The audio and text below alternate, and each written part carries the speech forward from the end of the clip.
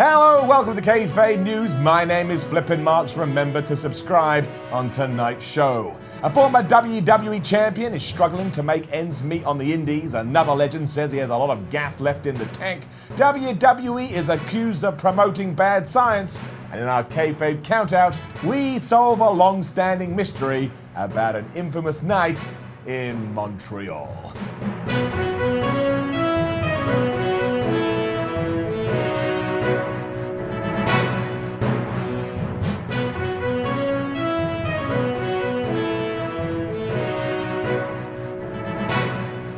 Our top story tonight.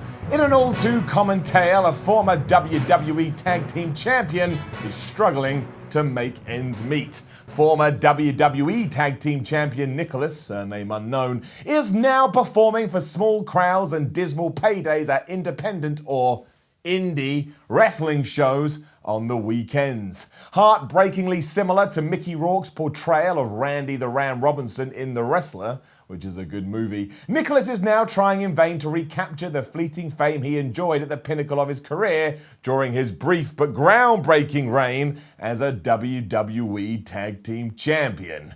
But fame in the squared circle is a fickle mistress, and Nicholas is now lucky to sell a few tattered 8x10 photos to fans who regard him with both nostalgia and pity. Once his WWE career fizzled out, Nicholas tried to make it in the real world, finishing 7th grade and working a normal job at a lemonade stand on his parents' driveway. But the siren call of the squared circle beckoned him back to any small-time promotion that would actually book him. Nicholas can now be seen performing at Legion Halls and high school gymnasia on weekends. This Saturday, for example, he's at Tallahassee Championship Wrestling.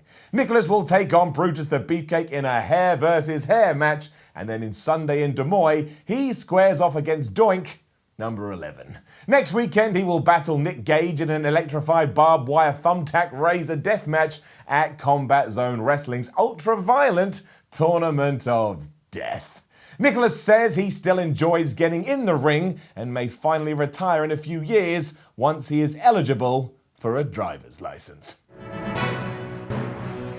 Whereas Nicholas is struggling for the limelight, another legend says he's in no hurry to retire. Semi-retired professional sports entertainer Goldberg, real name Willie Goldblatt, emboldened after a recent domineering victory over Dolph Ziggler, real name Rudolph Ziggler, announced today that he has enough gas in the tank to compete in the squared circle at least 50 more times. At a press conference this morning outside WWE's Connecticut headquarters, Goldberg employed a variation of his trademark catchphrase, "Who's next?" he bellowed. And next, and next, and next, and after that, and then the next one, after that one, and so forth. Who is next? Goldberg, 72, explained that he made his initial WWE comeback so his young son could see him perform. He then went on to say, "Now I want to keep wrestling until my future grandchildren can see their granddad as a superhero." I think that's lovely. According to backstage sources, WWE boss Vince McMahon is considering Goldberg for a main event spot at next year's WrestleMania, potentially against the Nature Boy Ric Flair.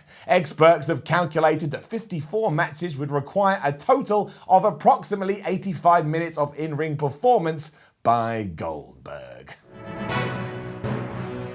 Science news now, because WWE is under fire this week from the Flat Earth Society for what the group calls the misleading and unscientific depiction of a globe-shaped Earth on the WWE's Intercontinental Championship belt. A press release issued by the Flat Earth Society accused WWE and President Vince McMahon of being complicit in the global conspiracy promoting a round Earth. A recent poll showed that 87% of Americans believe the Earth is flat, as opposed to the 0.001% of people in the rest of the world, including newborns, who understand that it is spherical. The Flat Earth Society, however, contends that the image on the Intercontinental Belt, with grid lines implying a curved surface, is just one of many lies propagated by WWE.